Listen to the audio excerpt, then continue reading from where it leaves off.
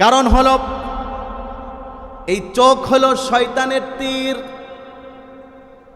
হাদিসের মধ্যে আছে, নবীজি বলেন, আল আইনু সাহমুন মিন সিহামিশ শাইতান। চোখ হলো শয়তানের তীর সমূহ থেকে একটা তীর।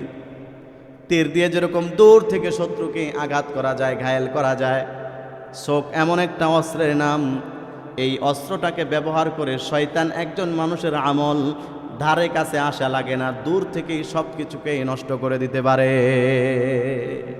নাউযু বিল্লাহি মিন যালিক। এমন মারাত্মক শয়তানের একটা অস্ত্র হচ্ছে এই চোখ। আলহামদুলিল্লাহ। প্রিয় মুসল্লিয়ানে কেরাম, মহান রব্বুল আলামিন আল্লাহ সুবহানাহু ওয়া তাআলা আজকে ষষ্ঠ রোজা রাখা অবস্থায় আল্লাহর বিধান জোহরের নামাজ জামাতের সাথে আমাদেরকে পড়ার তৌফিক দিয়েছেন। সবাই বলি আলহামদুলিল্লাহ। রোজা রাখা অবস্থায় আমরা একটি ফরজ আদায় করছি, আবার নামাজ পড়েছি, ফরজ নামাজ, দুইটা ফরজ আমরা আদায় করেছি। প্রতিটা ফরজের বিনিময়ে আল্লাহ তাআলা কমপক্ষে 70 গুণ দান করবেন। আল্লাহ তাআলা যেন আমাদের ইবাদতগুলোকে কবুল করেন। সবাই বলি আমিন। তো আমরা আজকে আলোচনা করব আল্লাহ পাক রব্বুল আলামিন যে আমাদেরকে রমজানের রোজা দিয়েছেন, কেন দিয়েছেন গতকালকে আলোচনা করেছিলাম। আয়াতে আল্লাহ তাআলা বলেছেন, লাআল্লাকুম তাত্তাকুন, তোমাদেরকে মুত্তাকি বানানোর জন্যে আমি আল্লাহ তাআলা রমজানের রোজা দান করেছি। এখন আমরা মুত্তাকি হলে আমাদের লাভ কি? আল্লাহ তাআলা কোরআনের আরেক জায়গায় বলেন, ইন্না আকরামাকুম ইনদাল্লাহি আতকাকুম। আল্লাহ পাক রব্বুল আলামিন বলেন, নিশ্চয় তোমাদের মধ্যে যেই ব্যক্তির ভিতরে তাকওয়ার পরিমাণ যত পরিমাণে বেশি, আল্লাহর ভয়ের পরিমাণ যত বেশি, ওই ব্যক্তিটার দাম এবং মর্যাদা আল্লাহ পাকের কাছে তত পরিমাণে বেশি। তাকওয়া ছাড়া মানুষের কাছে আল্লাহর দাম বাড়ে না। এই পৃথিবীতে বহুত এমন উদাহরণ আল্লাহ পাক রব্বুল আলামিন রেখেছেন, যাদের দুনিয়াতে চেহারা সুন্দর ছিল না, বংশ ভালো ছিল না, টাকা পয়সা ছিল না, কিন্তু ভিতরটা তার তাকওয়া দিয়ে ভরপুর ছিল। ওই ব্যক্তির মর্যাদা আল্লাহ তাআলার কাছে কত পরিমাণে বেশি। হাদিসের মধ্যে আছে, নবীজি সাল্লাল্লাহু আলাইহি ওয়াসাল্লাম যখন মেরাজে গেলেন, জিবরাইল আলাইহিস সালাতু ওয়াস সালাম নবীজিকে জান্নাত ভ্রমণ করিয়ে দেখাচ্ছেন। আল্লাহর রাসূল জান্নাতের মধ্যে দুইটা জিনিস দেখে আশ্চর্য হয়েছেন। এক নাম্বার, নবীজি যখন জান্নাতের মধ্যে প্রবেশ করলেন, আল্লাহর রাসূলের কানের মধ্যে সুন্দর একটা আওয়াজ ভেসে আসলো। নবীজি জিজ্ঞেস করলেন, হে আমার ভাই জিবরাইল, এত মধুর আওয়াজ আমার কানের মধ্যে কোত্থেকে আসে জান্নাতের মধ্যে এই আওয়াজ? জিবরাইল বলেন, ইয়া রাসূলুল্লাহ, ইয়া হাবিবাল্লাহ, এই আওয়াজ হচ্ছে দুনিয়াতে আপনার কালো বেলাল যেই আজান দেয়, সেই আজানের আওয়াজ জান্নাত পর্যন্ত শোনা যায়। নবীজি আশ্চর্য হয়ে গেছেন, কি বলে? জান্নাতের মধ্যে আমি আওয়াজ পাইতেছি, এটা হাদিসের মধ্যে আছে। এবার নবীজি সামনের দিকে হাঁটতে লাগলেন। এমন টাইমে আবার আরেকটা জিনিস দেখে আশ্চর্য হয়েছেন। নবীজি শোনেন, নবীজির সামনে সামনে কে যেন জান্নাতের মধ্যে হাঁটে, ঠাস ঠাস করে তার জুতার আওয়াজগুলো শোনা যায়।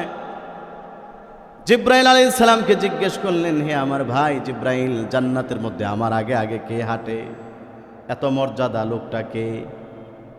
জিবরাইল আমিন বলেন, ইয়া রাসূলুল্লাহ, এটা হচ্ছে আপনার প্রিয় সাহাবী মুয়াজ্জিনুর রাসূল, আপনার মুয়াজ্জিন হযরত বেলাল।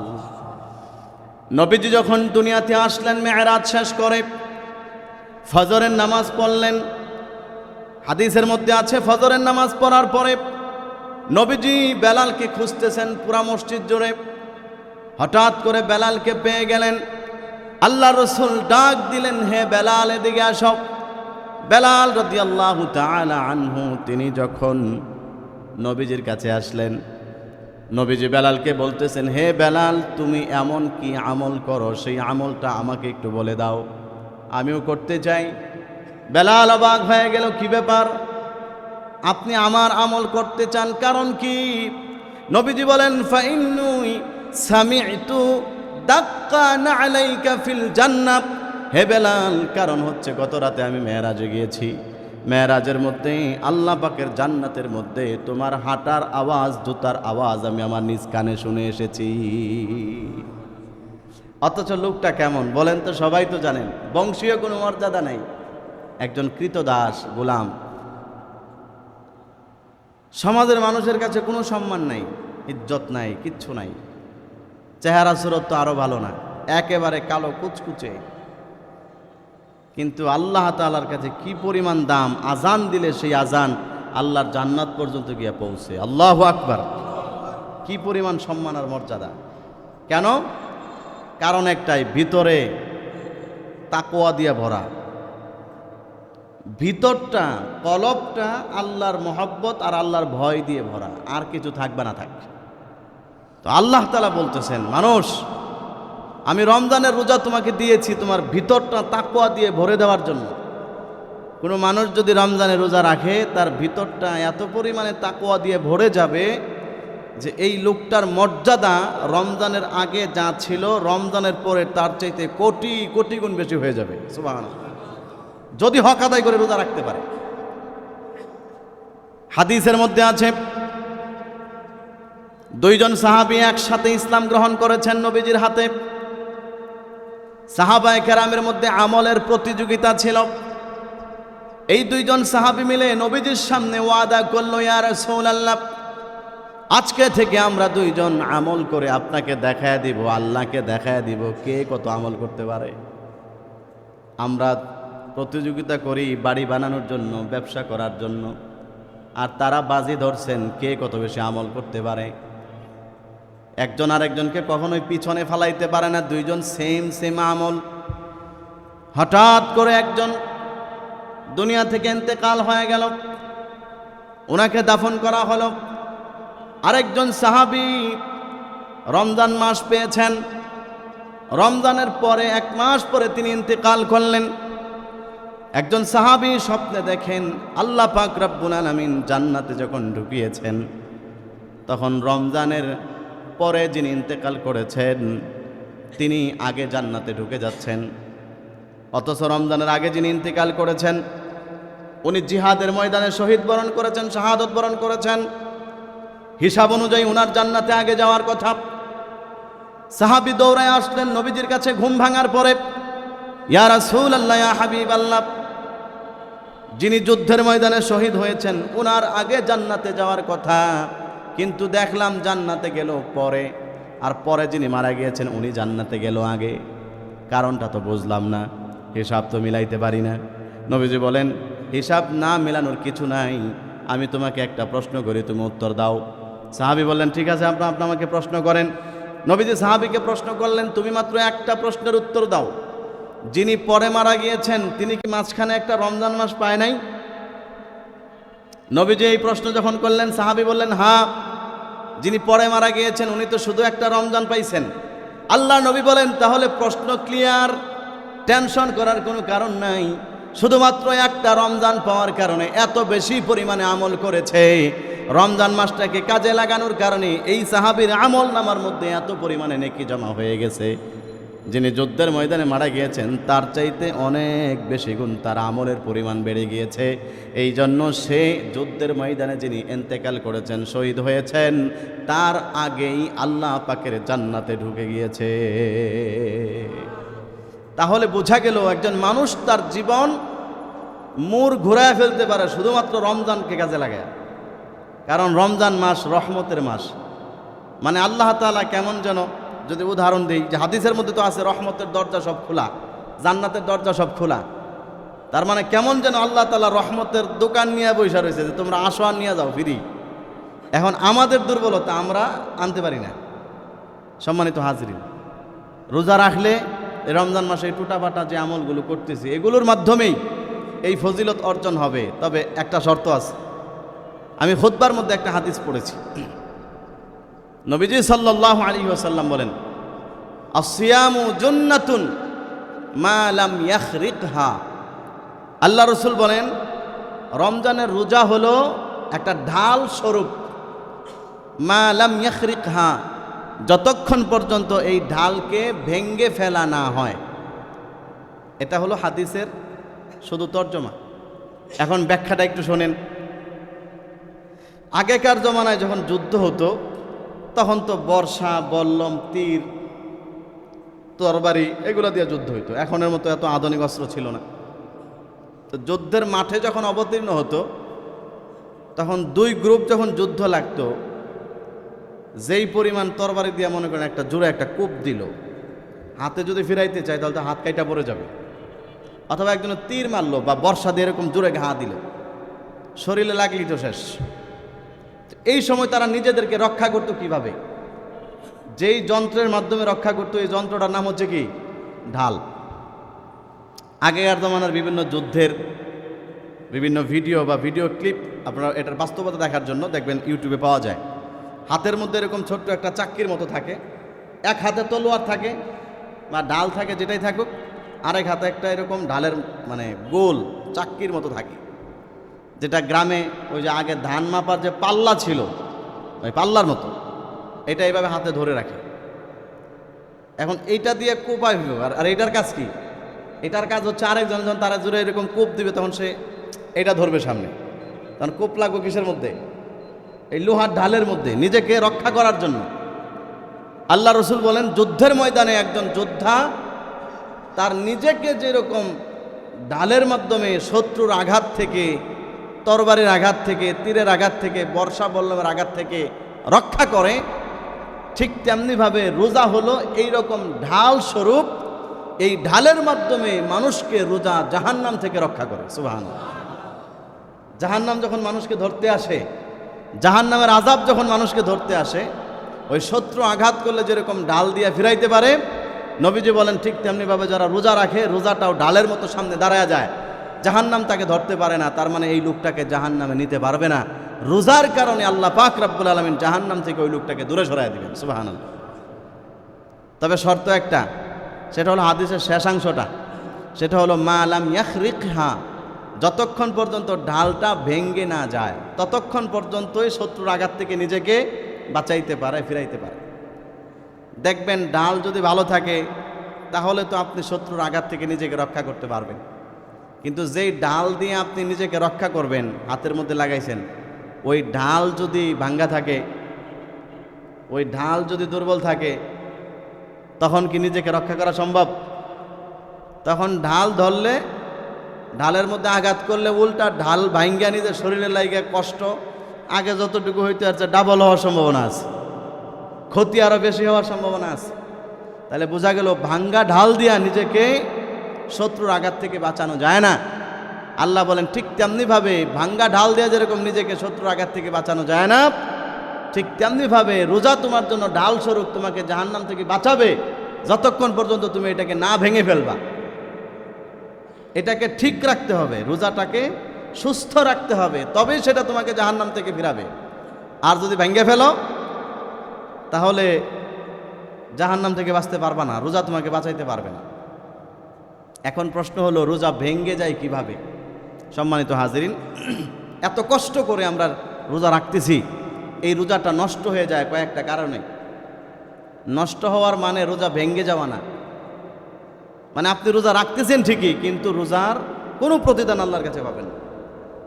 হাদিসের মধ্যে আছে, নবীজি বলেছেন, অনেক মানুষ এমন আছে যারা রোজা রাখে, সে রোজার বিনিময়ে সারাদিন না খেয়ে থাকার কষ্ট ছাড়া আল্লাহর কাছে কোনো বিনিময় পাবে না। অনেক মানুষ এমন আছে নামাজ পড়ে রাতের বেলায় জেগে জেগে, সে সারা রাত না ঘুমাইয়া থাকার কষ্ট ছাড়া আল্লাহর কাছে কোনো প্রতিদান পাবে না। তার মানে তার নামাজও হয় নাই, রোজাও হয় নাই, সারাদিন না খেয়ে যা কষ্টই করছে, আল্লাহর কাছে কোনো বিনিময় পাবে না। কেন? এজন্য মুফাসসিরিনে কেরাম, মুহাদ্দিসিনে কেরাম, উলামায়ে কেরাম আমাদের সামনে সহজ করে দিয়েছেন। আমরা যদি আমাদের রোজাটাকে রক্ষা করতে চাই, রোজাটাকে যদি 100-র মধ্যে 100 ঠিক রাখতে চাই, আমাদের কয়েকটা কাজ করতে হবে। আমি সংক্ষেপে বলে দিচ্ছি। 1 নাম্বার, হিফজুল আইন, দৃষ্টির হেফাজত করতে হবে। 1 নাম্বার কি? হ্যাঁ, সবাই এটা মুখস্থ রাখবেন। রোজাকে যদি সুস্থ রাখতে চান, 1 নাম্বার হলো এই চোখের হেফাজত করতে হবে। কারণ হলো এই চোখ হলো শয়তানের তীর। হাদিসের মধ্যে আছে, নবীজি বলেন, আল আইনু সাহমুন মিন সিহামিশ শাইতান, চোখ হলো শয়তানের তীর সমূহ থেকে একটা তীর। তীর দিয়ে যেরকম দূর থেকে শত্রুকে আঘাত করা যায়, ঘায়েল করা যায়, চোখ এমন একটা অস্ত্রের নাম। এই অস্ত্রটাকে ব্যবহার করে শয়তান একজন মানুষের আমল ধারে কাছে আসা লাগে না, দূর থেকেই সব কিছুকে নষ্ট করে দিতে পারে। নাউযু বিল্লাহি মিন যালিক। এমন মারাত্মক শয়তানের একটা অস্ত্র হচ্ছে এই চোখ। কোনো মানুষ যদি চোখ অপাত্রে ব্যবহার করে, চোখ দিয়া যদি অশ্লীল বিষয় দেখাশোনা করে, চোখ দিয়া যদি হারাম কোনো জিনিসের দিকে তাকায়, তার মানে হলো সে তার রোজাটাকে ভেঙে ফেললো। এখন রোজাটা একটা ভাঙ্গা ঢালের মতো হয়ে গেছে। সুতরাং এই রোজা দিয়া মানুষ নিজেকে জাহান্নাম থেকে ফিরাইতে পারবে না। এই রোজা রাইখে শুধু কষ্টই করলো, আল্লাহর কাছে কোনো প্রতিদান পাবে না। অনেক মানুষ এমন আছেন, আল্লাহ মাফ করুক, রোজা রাখতেছে কিন্তু চোখের হেফাজতের ক্ষেত্রে দেখা যায় তার অনেক কমতি আছে। রোজা রাইখা চিন্তা করে সারাদিন বৈশা রইছি, সময় যাইতেছে না, তখন টিভিতে সিরিয়াল দেখে। অনেক মহিলারা, মা বোনেরা এরকম আছে যে রমজানের রোজা তো রাখছি, দিন তো শেষ হইতেছে না, 15 ঘন্টা 16 ঘন্টা কি করবো, সকালেও ঘুমাইছি, এখন দুপুরে পরে বসে একটা সিরিয়াল দেখি, একটা নাটক দেখি। আচ্ছা বলেন তো, এগুলোকে দেখা হালাল না হারাম? হারাম। তার মানে সে রোজা রাখলো ঠিকই, কিন্তু তার চোখ হেফাজত করতে পারেনি। আর এখন তো আরো ভয়াবহ অবস্থা হলো, আমাদের সবার কাছেই তো মোবাইল আছে। মোবাইল এমন একটা মারাত্মক যন্ত্রের নাম, ভালো কাজে ব্যবহার করলে তো ভালো, আর খারাপ কাজে ব্যবহার করলে নিকৃষ্ট মানের খারাপ হওয়া সম্ভব এই মোবাইল দিয়ে, বাইরে যাওয়া লাগে না। তাহলে এগুলোর মাধ্যমে আমাদের নজর হেফাজত হচ্ছে না। আর নজর হেফাজত না হওয়া মানে রোজাটা নড়বড়ে হয়ে যাওয়া, রোজাটা দুর্বল হয়ে যাওয়া। এই রোজা দিয়ে আল্লাহর কাছে পার পাবো না। এই জন্য সবাই নজর হেফাজত করবো ইনশাআল্লাহ। 2 নাম্বার হল জবানের হেফাজত করা, হিফজুল লিসান। জবানের হেফাজত করা জরুরি। কোনো মানুষ যদি রোজা রাখে কিন্তু জবানের হেফাজত যদি না করে, তাহলে সে রোজা রাখলো ঠিকই, সারাদিন না খায়া কষ্ট করলো, আল্লাহর কাছে কোনো বিনিময় পাবে না। জবানের হেফাজত কিভাবে হবে? জবানের হেফাজত হবে, মিথ্যা কথা বলা যাবে না। জবানের হেফাজত হবে, গীবত শিকায়াত করা যাবে না। জবানের হেফাজত হবে, গালাগালি করা যাবে না। জবানের হেফাজত হবে, কারো ক্ষেত্রে অশ্লীল বাক্য ব্যবহার করা যাবে না। জবানের হেফাজত হবে, অযথা ঝগড়াঝাটি করা যাবে না। যদি মানুষ এই কাজগুলো করতে পারে, তার জবানের হেফাজত হবে। আর যেই ব্যক্তি জবানের হেফাজত করতে পারে, ওই ব্যক্তির মর্যাদা আল্লাহ পাক রব্বুল আলামিনের কাছে বেড়ে যায়। এজন্য জবানের হেফাজত জরুরি। জবানের হেফাজত না করলে এই রোজা পরিপূর্ণ হবে না। আজকে দেখা যায় মিথ্যা কথার ছড়াছড়ি তো আমাদের আছে। ব্যবসা করতে গেলে রোজা রাখছে সারাদিন, কিন্তু ব্যবসা করতেছে দিনের মধ্যে কমপক্ষে 200 মিথ্যা কথা বলছে। যে জায়গায় একটা মিথ্যা কথা বললে রোজার 12টা বেজে যায়, এ জায়গায় শত শত মিথ্যা কথা বলতেছে। সবাই না হোক, কিছু কিছু ব্যবসায়ী, কিছু কিছু মানুষ, বলেন তো এমন আছে না? নাই, অভাব নেই। রমজান মাসে তো ব্যবসাটা বেশি জমে। রমজান মাসটা আমাদের জন্য ব্যবসা বেশি হয়। এখন যত বেশি ব্যবসা হয়, লোক তত বেশি আছে। জবান হেফাজতের নষ্টের যতগুলো কারণ আছে সবগুলো হয়। রাগারাগি, চেতাচেতি, দোকানের মধ্যে মাল একটা কিনতে চাইছে, দাম একটা বলছে, কাস্টমার একটা বলছে, এগুলো নিয়ে বলেন তো রাগারাগি হয় কি হয় না? এগুলো জবানের হেফাজত নষ্ট হয়। এই জন্য রোজাকে যদি শুদ্ধ করতে হয়, জবানকে হেফাজত করব। সবাই রাজি আছি তো ইনশাআল্লাহ? 3 নাম্বার, রোজাকে যদি শুদ্ধ করতে হয় তাহলে হিফজুল বাতান, আমাদের পাকস্থলী, পেট হেফাজত করতে হবে। পেট হেফাজত করবো কোত্থেকে? পেট হেফাজত করার ব্যাখ্যা হলো 3টা। 1 নাম্বার, হারাম খাবার থেকে পেটকে বাঁচাইতে হবে। 2 নাম্বার, সন্দেহযুক্ত খাবার। সন্দেহযুক্ত খাবার মানে কি? মানে এই খাবারটা যে খাবো, এটা কি হালাল নাকি হারাম, সন্দেহ লাগতেছে, এই খাবার থেকেও বেঁচে থাকতে হবে। 3 নাম্বার, খাবার হারামও না সন্দেহযুক্তও না, হালাল খাবার, কিন্তু বেশি খাওয়া যাবে না। একদম খাইতে খাইতে খাইতে খাইতে খাইতে খাইতে একদম পুরো ড্রামের মতো হয়ে গেছে। এই বেশি খাবার দ্বারা পেটের হেফাজত হয় না। তাহলে আমরা পেট হেফাজত করব, কারণ পেট হেফাজত করলে রোজা পরিপূর্ণ হয়, সুন্দর হয়। এজন্য আমি প্রতি বছরই বলে থাকি, আমরা সাহারি ইফতারি যথাসম্ভব নিজের হালাল টাকা থেকে করার চেষ্টা করব। অনেক সময় কিছু মানুষ এমন আছে যারা ফ্রি ইফতারি খাওয়ার জন্য পাগল। আপনারা কেউ রাগ করেন না, মানে ফ্রি দেখা গেছে এক জায়গায় গণ ইফতারি চলতেছে, এটা খাওয়ার জন্য পাগল।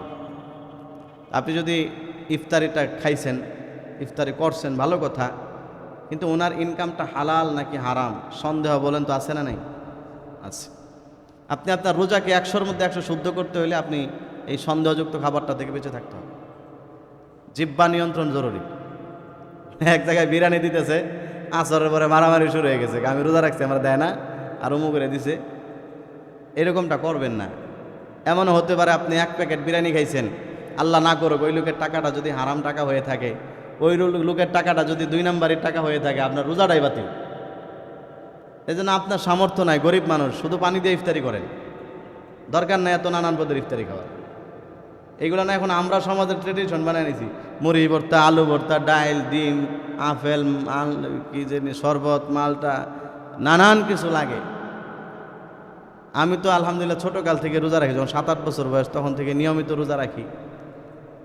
মানে এখন তো ইফতারের আইটেমের অভাব নাই, আর তখন ভাত সারা জীবন আর কিছু চোখে দেখি না। পুরা রমজান মাসের মধ্যে একদিনও মুড়ি টুড়ি পাইছি কিনা সন্দেহ। কারণ মাদ্রাসায় পড়ছি, গ্রামে ছিলাম, 2000 সালের কথা বলতেছি, আজ থেকে 20-25 বছর আগে, যখন ছোট ছিলাম। তখন শহরের অবস্থা কী ছিল জানি না। বেশিরভাগ ইফতারি স্বাভাবিকভাবে ভাত, বেশির থেকে বেশি কেউ একটু ধনী ফ্যামিলি হইলে চিরা টিরা দিয়া, আর নয়তো পানি আর ভাত, এই নানান জাতের ইফতারি। আর এখন আমরা এত জাতের ইফতারি যে বানাইলাম, মেডিকেল সায়েন্সও তো বলে এগুলো একটাও স্বাস্থ্যসম্মত না। কি বলেন স্বাস্থ্যসম্মত? এই যে আমরা পেঁয়াজু, ডাইলের বড়া, আলুর বড়া, সব মুরগি ভাজা, গ্রিল, চিকেন, বিরিয়ানি যা খাই, এগুলো সব মুখের মজা, কিন্তু একটাও স্বাস্থ্যসম্মত না। এগুলো খাওয়ার দ্বারা শরীর নষ্ট হয়, পেট নষ্ট হয়, বাথরুমের সমস্যা হয়, ফুড পয়জন হয়, ঝামেলা বিভিন্ন একের পর এক। আর আপনি ডাইরেক্ট ভাত খাইবেন, দেখবেন কোনো ঝামেলা নাই, দেখবেন শরীরও ঠান্ডা, পেটও ঠান্ডা, মাথাও ঠান্ডা। তাহলে বোঝা গেল মানুষ যত বেশি আধুনিক জিনিসপত্রের দিকে ঝুঁকে তত বেশি তার সমস্যা হয়। যাই হোক, কারো যদি সামর্থ্য থাকে সে ভালো বেশি কিছু করবে, নিষেধ করতেছি না, কিন্তু আমি যেটা বুঝাইতে চাইতেছি সেটা হচ্ছে আরেকজনের ফ্রি ইফতারি দেখে যেন লাফ না দিই। অমুক জায়গায় আজকে বিরিয়ানি দিতেছে, আজকে এখানে যাইতেই হবে, অমুক মসজিদে আজকে বিরিয়ানি খাওয়াইতেছে ইফতারি, এখানে যাইতেই হবে, গিয়ে খাইছেন কিন্তু টাকাটা হালাল না, তাহলে দেখা গেল আমও গেছে, সালাও গেছে। এজন্য কষ্ট হোক, নিজে কষ্ট করে সামর্থ্য না থাকলে শুধু পানি পান করে ইফতারি করবেন। ঘরের ভাত আছে, পানি ভাত খাইয়া ইফতারি করবেন, আরেকজনের দিকে নজর তুলবেন না। রাজি আছেন ইনশাআল্লাহ? নিজের যদি থাকে নিজের টাকা দিয়ে কিনে হালাল দিয়ে করবেন সাহারি এবং ইফতারি। 4 নাম্বার হলো, আমি শেষ করে দিচ্ছি, আর 2-3 মিনিট 15 পর্যন্ত আমাদের টাইম আছে। 4 নাম্বার হচ্ছে অঙ্গ প্রত্যঙ্গের হেফাজত করা। এই যে অঙ্গ প্রত্যঙ্গগুলো, এগুলোকে হেফাজত করতে হবে রোজা রেখে, তাহলে রোজা ঠিক হবে। অঙ্গ প্রত্যঙ্গের হেফাজত কি? চোখ দিয়ে হারাম জিনিস দেখব না, কান দিয়ে হারাম জিনিস শুনবো না, গান শুনবো না, এক জায়গায় ঝগড়াঝাটি হচ্ছে সেটা শুনবো না, এক জায়গায় গীবত শেখায়াত হচ্ছে এখানে দাঁড়ায় আড্ডা দিব না, শুনবো না, শেষ। ঠিক আছে ইনশাআল্লাহ? হাত পা দিয়ে গুনাহের কাজের দিকে যাব না। এগুলো হলো হিফজুল আযা। অঙ্গ প্রত্যঙ্গের হেফাজত করলে রোজাগুলো সুন্দর হবে ইনশাআল্লাহ। এই কয়টা গেল? 4টা। 5 নাম্বার হলো ইবাদতে মগ্ন থাকা। রোজা রাখা অবস্থায় ইবাদত বন্দেগী বেশি বেশি করা, জিকির করব, নামাজ পড়ব, তিলাওয়াত করব। এই যে দিনী মজলিস, এটাও ইবাদত। হাঁটতেছেন, তসবিহ পড়েন, দান করেন, এরকম বিভিন্ন ইবাদতের মধ্যে নিজেকে মগ্ন রাখলে রোজাটা পরিপূর্ণ হবে, সুন্দর হবে। এখন দেখা যায় অনেক মানুষ রোজা রাখে, ফরজ নামাজই পড়ে না। তাহলে তার রোজা হবে ঠিক আছে, কিন্তু রোজা তো পরিপূর্ণ হলো না। রোজার যে হক সেটা আদায় হলো না। এই রোজার বিনিময়ে সে আল্লাহর কাছে কি পাওয়ার আশা রাখতে পারে? আল্লাহ যদি দয়া করে কিছু দেয়, আর নাইলে সে কিছুই পাবে না। 6 নাম্বার হলো আপনার সবর করা, ধৈর্য ধারণ করা।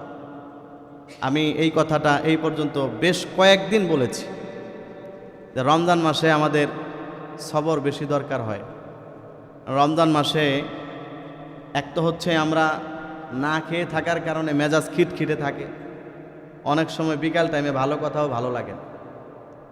এই সময়টাই সবর জরুরি, ধৈর্য ধারণ করা জরুরি।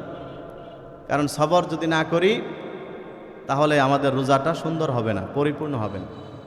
এই গেল রমজানের রোজা হেফাজত করার 6টা পদ্ধতি। আমি সংক্ষেপে আবার বলছি। 1 নাম্বার হলো দৃষ্টির হেফাজত করব, চোখের হেফাজত। 2 নাম্বার হলো জবানের হেফাজত। 3 নাম্বার পেটের হেফাজত। 4 নাম্বার অঙ্গ প্রত্যঙ্গের হেফাজত। এরপরে হলো কি 5 নাম্বার ইবাদত বন্দেগীতে মগ্ন থাকা। 6 নাম্বার ধৈর্য ধারণ করব, সবর করব, সর্ব অবস্থায় ধৈর্য ধারণ করব।